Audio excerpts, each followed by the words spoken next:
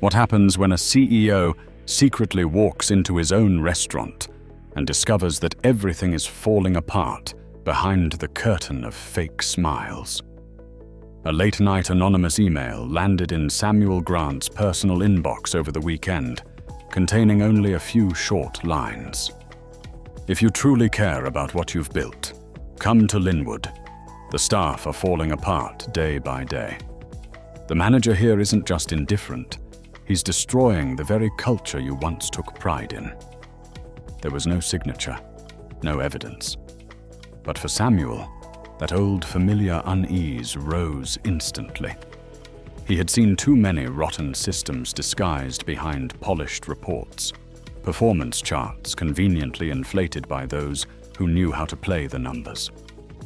He knew exactly what was being hidden, and once again, his instincts told him that the truth lay far beyond the brightly colored dashboards. Harvest House wasn't just another restaurant chain.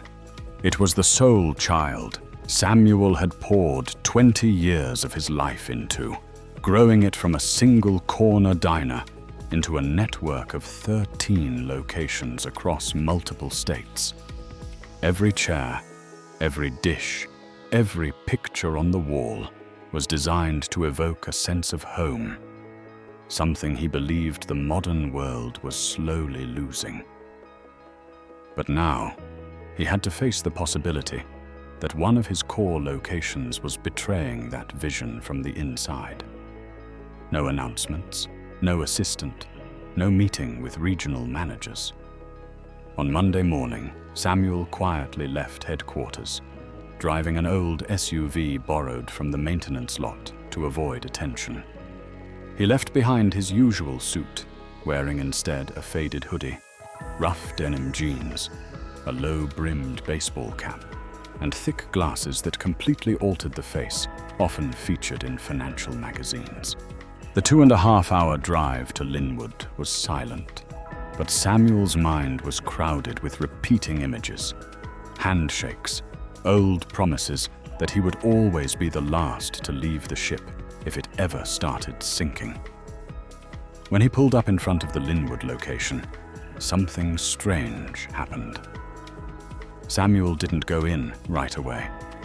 He sat quietly in the car, looking through the windshield at the building's faded silver paint, the morning sun slanting across the awning to reveal patches of dust left untouched.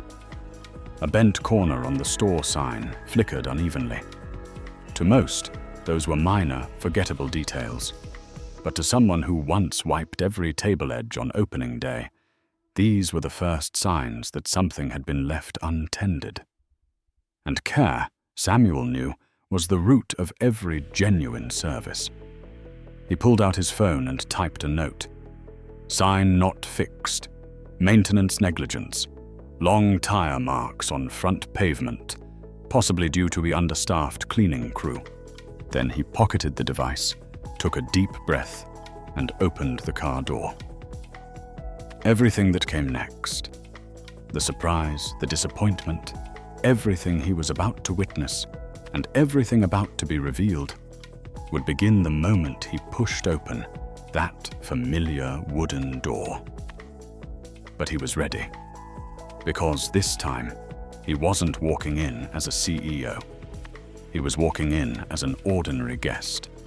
And only by doing so could he learn what no report had ever dared to show. What was truly happening inside the kitchen of his own house. As Samuel pushed the door open, a wave of warmth from the oven and the scent of freshly brewed coffee washed over him, stirring something deep inside. It was a scent he had loved his entire life. The scent of beginnings, of early mornings, of family diners where people didn't just sell food. They offered a sense of belonging. But that feeling vanished quickly the moment the first set of eyes in the restaurant glanced at him, a look of indifference that passed by like a cold wind. A young waitress approached, her uniform slightly wrinkled at the hem, hair hastily tied back, eyes a little swollen as if from lack of sleep. On her chest, the name tag read Tina Alvarez. Hi there, she said, her smile strained, like it had just been pulled up from the edge of exhaustion. "Would you like the counter or a table?" Samuel pointed toward a corner of the room, a spot where he could watch everything without being noticed. She nodded, led him there, and quietly stepped away without another word. There was no scripted greeting from training, no suggestion of the house special, no warm eye contact. The very things Samuel had insisted be present at every Harvest House location. But he didn't jot anything down. He simply sat in silence, his hands wrapped around the glass of water that had just been set in front of him, observing. Tina drifted from table to table like a shadow, saying only what was necessary, but with no life behind her words. Samuel could tell she wasn't indifferent. She was depleted. Under the dim ceiling light, he noticed the faint purple rings under her eyes, and the way she set down the tray a beat slower than she should, as if her body needed an extra second to complete even the most basic movements. Then a dry laugh broke out from behind the counter. A short, heavy-set man in a stained apron stood leaning against the stainless steel shelf, a coffee mug in hand. "Move it, Tina. Today's not the day for daydreaming," he called out loud enough for every customer to hear. Tina flinched, murmured, "Yes, almost done," and rushed off. Samuel glanced at the man's name tag. Bryce Nolan, shift manager. Elsewhere, such a comment might be brushed off as normal.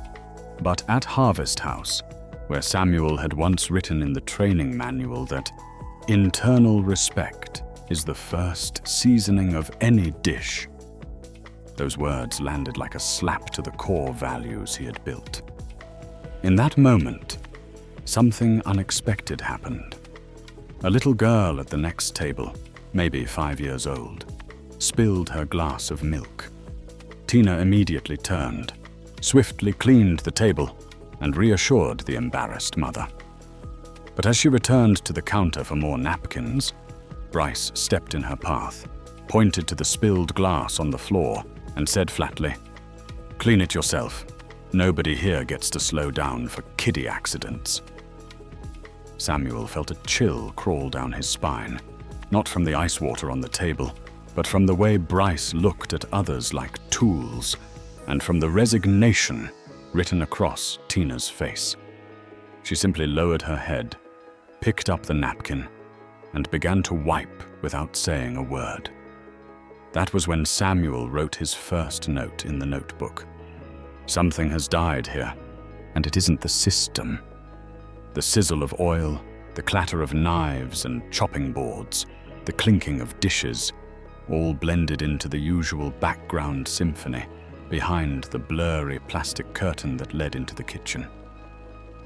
Samuel was still sitting at his usual corner table, but his focus was no longer on the cold coffee or the untouched sandwich in front of him. He was listening. Amid the kitchen's noisy rhythm, a different sound began to rise, soft, broken, and full of pain. Someone was crying. Samuel tilted his head slightly, eyes drawn toward the gently shifting curtain, the space behind it reserved for staff only. The sound grew clearer with each second. It was Tina.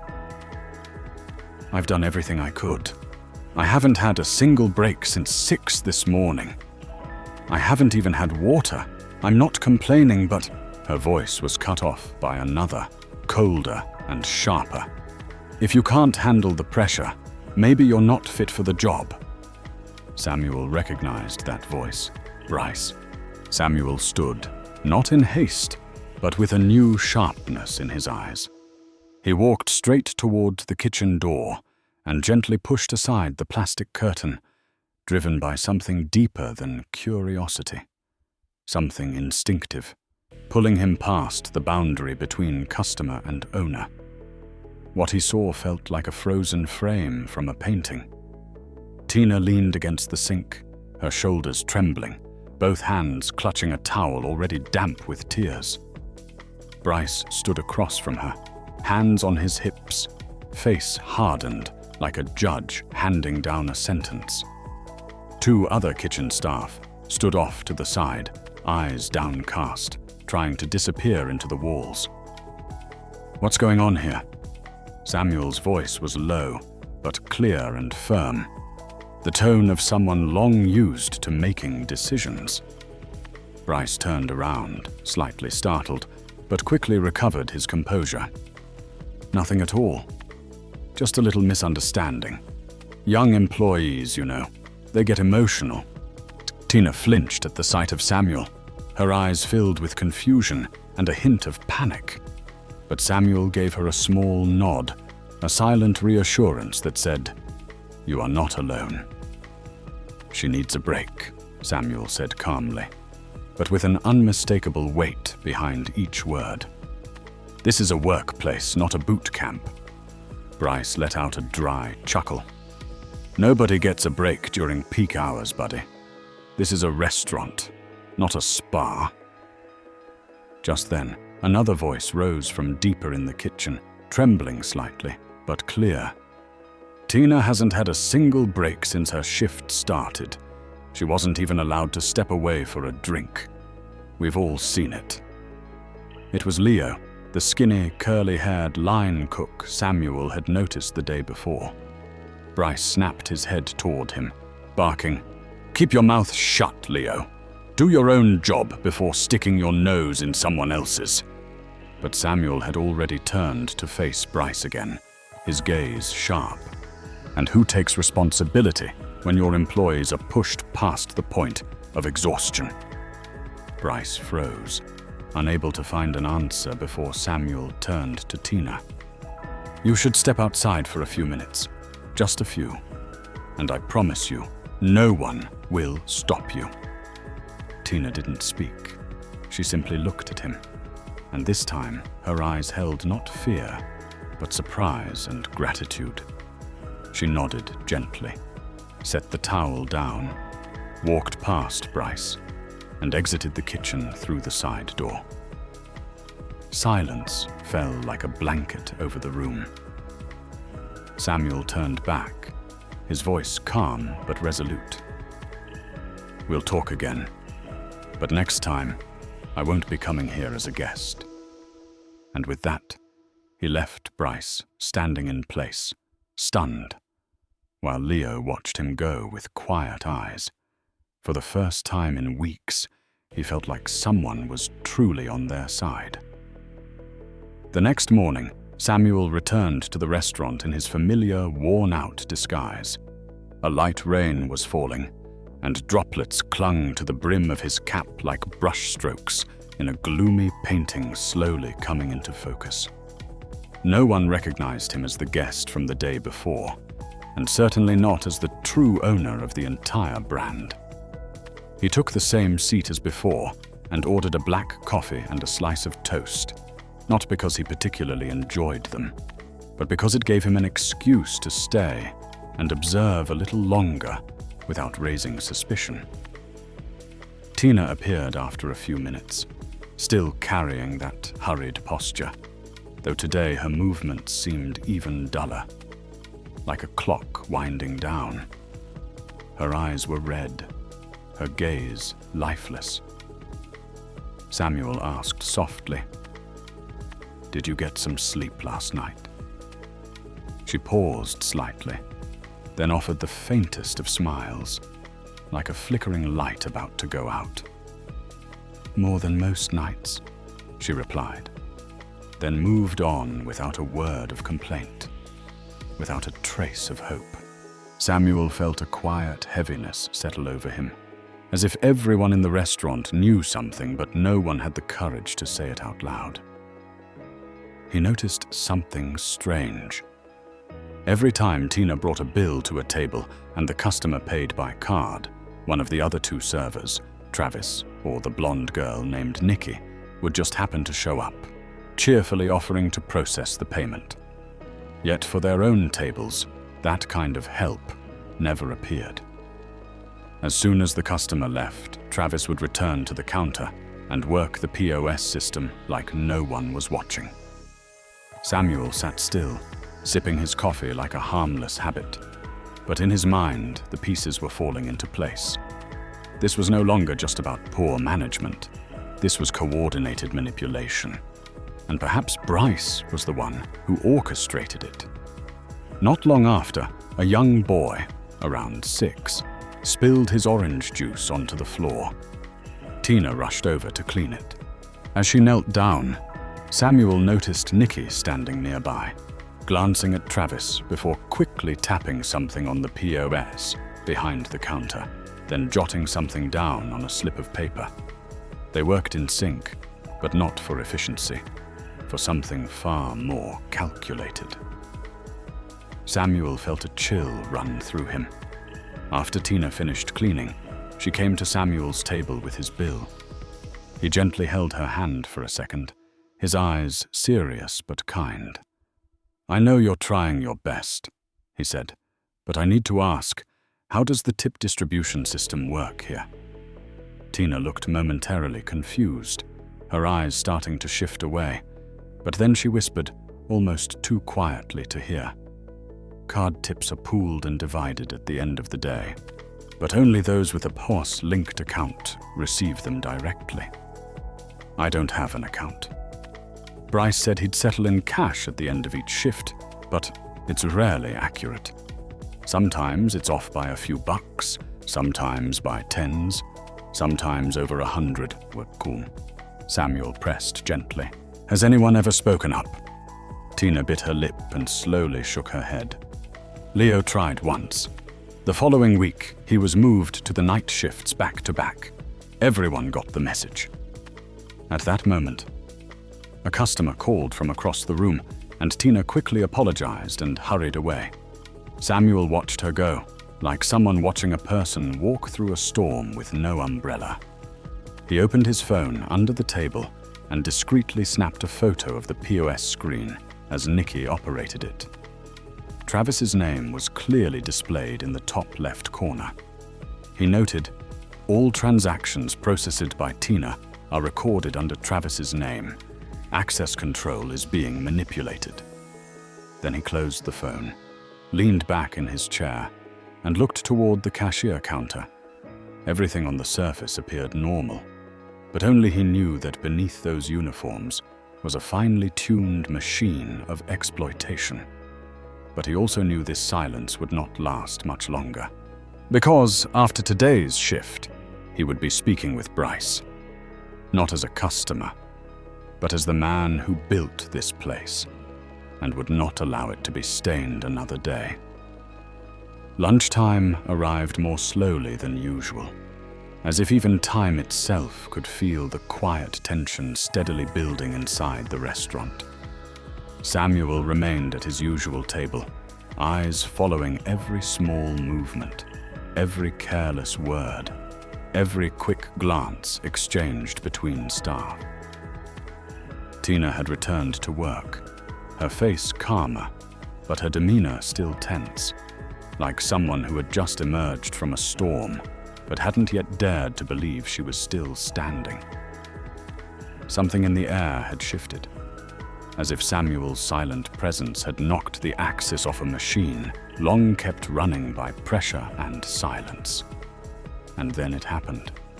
An older man seated near the window called Tina over, his face tight with disappointment.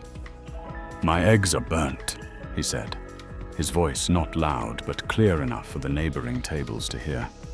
"I can't eat this." Tina bowed her head and apologized immediately, her voice soft but sincere. "I'm so sorry, sir. I'll get you a new plate right away." She turned to go, but a familiar voice cracked through the air like a whip. "Again, Tina. How many times have I told you to check the plates before serving?" Bryce appeared out of nowhere, his voice louder than usual, deliberately making sure the entire dining room could hear. Tina froze, her shoulders tightening in the reflexive posture of someone used to being scolded in public. "I'm sorry. The customer called me over. I'll fix it now," she said. But Bryce didn't stop. "This is basic stuff. You messed up from the start." I honestly don't know why you're still working here." The silence in the room forced diners to lift their heads from their meals. A few whispered. A young woman frowned. From the kitchen, Leo's eyes peeked out, full of worry. Samuel set his coffee cup down. The soft clink of porcelain on wood, in that moment, rang louder than Bryce's outburst. He stood up. Every head turned to watch. Bryce looked over, irritated. "Please don't interfere with staff matters if you don't know the situation." Samuel said nothing. He slowly reached into his jacket, pulled out his wallet, and revealed a silver metal card engraved with the Harvest House logo. On the back, it read, "Samuel Grant, Founder and Chief Executive Officer." Silence fell across the entire room. Tina's eyes widened. Leo nearly dropped his stainless steel spoon. Bryce froze in place like a man slapped in public.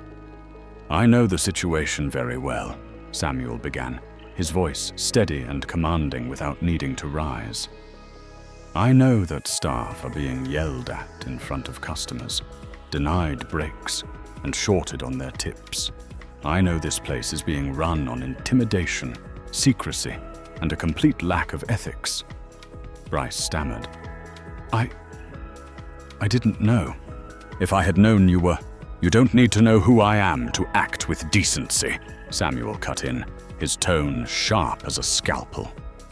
"Respect should never be a privilege reserved for those with power. It should be the standard, even for those who have no voice."